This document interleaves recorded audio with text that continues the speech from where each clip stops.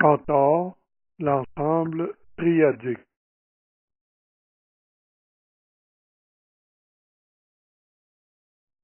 En 1883, Cantor publie son ensemble triadique ou poussière de Cantor. Pour construire cet ensemble, il prend l'intervalle 0,1 et retire le tiers central en conservant les extrémités. Il enlève ensuite le tiers central de chacun des nouveaux segments, et ce, indéfiniment. Le résultat était troublant à l'époque, puisque l'ensemble restant contient une quantité non dénombrable de points, mais la mesure de cet ensemble est nulle.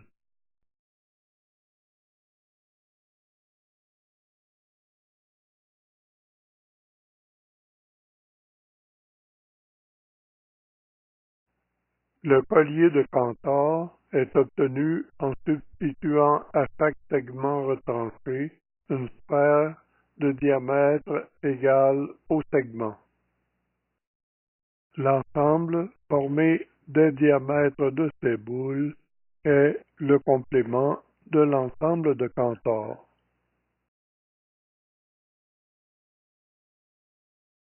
On illustre également les poussières de Cantor en prenant un triangle équilatéral et en divisant chaque côté en 3 parties égales. On construit alors un triangle équilatéral à chaque sommet, et ce indéfiniment. On peut partir d'un carré et le réduire en poussière.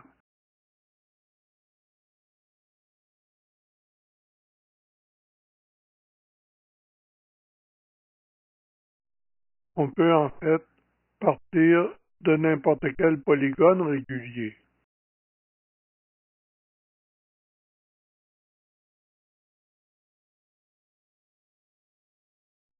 À partir de son ensemble triadique, Cantor construit l'escalier du diable. Voici comment il procède. Dans l'intervalle 0,1, il considère la droite joignant les extrémités 0, 0 et 1, 1. Il subdivise l'intervalle horizontal en 3 sous-intervalles et l'intervalle vertical en 2 sous-intervalles. Il joint alors les extrémités des sous-intervalles impairs et, dans l'intervalle pair, il laisse la valeur constante 1/2. Il subdivise à nouveau en 3 parties les sous-intervalles impairs de l'horizontale et en 2 parties ceux de l'axe vertical. Il joint alors les extrémités des sous-intervalles impairs et, dans l'intervalle pair, il laisse les valeurs constantes 1/4 et 3/4.